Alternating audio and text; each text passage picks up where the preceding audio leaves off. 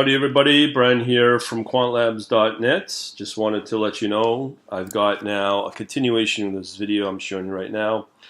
So this video I put out last year, May 16, 2017, and for those we are just a few days away from 2019. So this is about a year and a half.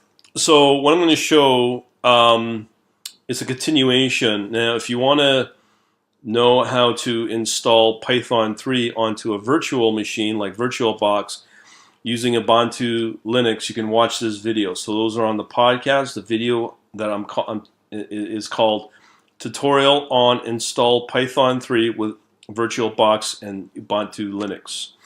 So this video is different in a way because now what we've done is this is my new edition.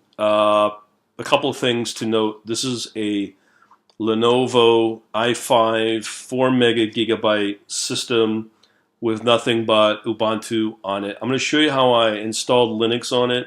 But a couple of notes about this type of system is I purchased it from a local computer shop that fixes computers. They had a bunch of these kicking around, so I thought, why not pick one up and make use of it?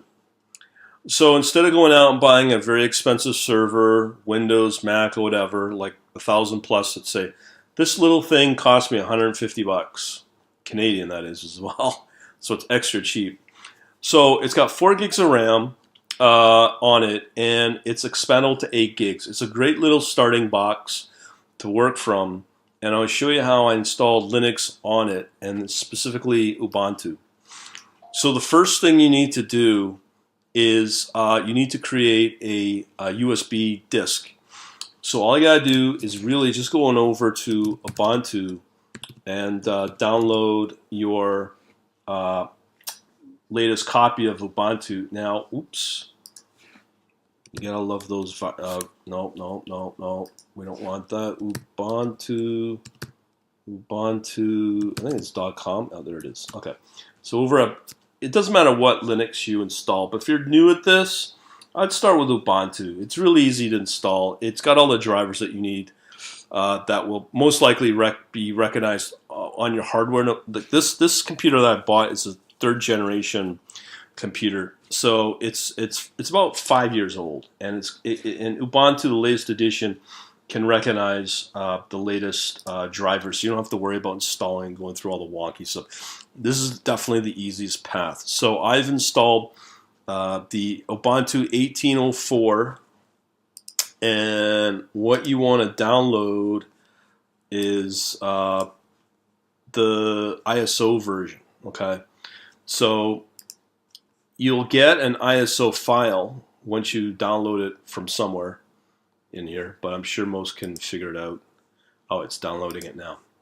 Okay, so let me just terminate that. And what you're going to do is you're going to burn that onto a USB stick. Okay, so basically it's like this, and all it does is just plugs into your USB port on that computer. Most ports have that. The other thing you'll need is a Wi-Fi or internet to access internet, so make sure you got that. And as I said before, Ubuntu should be able to recognize it. So once you get all that downloaded on your local computer, the next thing is I'm on a Mac, and what you want to do is you want to be able to select the image that you download. So in this case, it's ISO, and once you put the that USB key into your port, you select your drive, and then you flash it. So what you're doing is you're burning the image of the operating system, Ubuntu Linux, onto the flash drive or the USB drive, so you get a bootable computer, or a bootable, in the olden days, like a CD or DVD that will boot off your computer. So the next thing you need to do, and I'll put all the links in my blog, the next thing you need to do is, and this software that you want to download if you're on Mac is called Balena Etcher. It's open source, it's free. So that's what you want to look for. It's Balena, B-A-L-E-N-A, Etcher, E-T-C-H-E-R. Okay, so once you burn that ISO onto your USB, the next thing you need to do is you need to do something within your BIOS. So all the instructions are here. It's pretty straightforward. Every computer is different. So when you turn on that computer, you're probably going to have to press F1, F2, F8, or F10 to get this computer to boot into a order of sequences based on the hardware devices that your system has. So for instance, we could first boot it off the hard drive, then boot it off the CD, and then maybe your USB. But what you want to do is you want to follow these instructions to make sure that you put the USB first at the highest priority. Okay, so that means basically you'll get an option of a USB flash drive. Put that as your first option by following these instructions. So basically what I'm saying is you make sure that you're able to get the system, the hardware, the new computer to boot off the USB once you put in your newly burnt flash USB with your image, which is in this case Ubuntu. Okay, so once you install Ubuntu or wish to, you can just come to this video that I highlight here called Tutorial on Install Python 3 with VirtualBox and Ubuntu, and that shows you how to configure Ubuntu.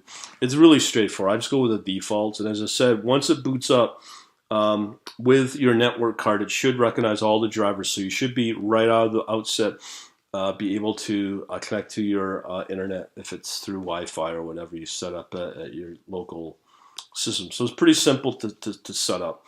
So it was not that difficult, but the hard parts are finding the software to burn your image onto a USB disk and then boot off the disk. So I'm saving you some time here for Mac. Windows, I don't know. Anyways, there's lots of software for Windows, and I'm sure you know how to use Google. Google's your friend, as they say. That's pretty well it to get it up and running. And also, all you need to do, in this video, I also show how to install Python, in my case, 3 onto your computer. Onto your computer or into your Ubuntu environment. So this is all good to go, and hopefully you'll find this sort of useful. We shall talk to you later, and good luck.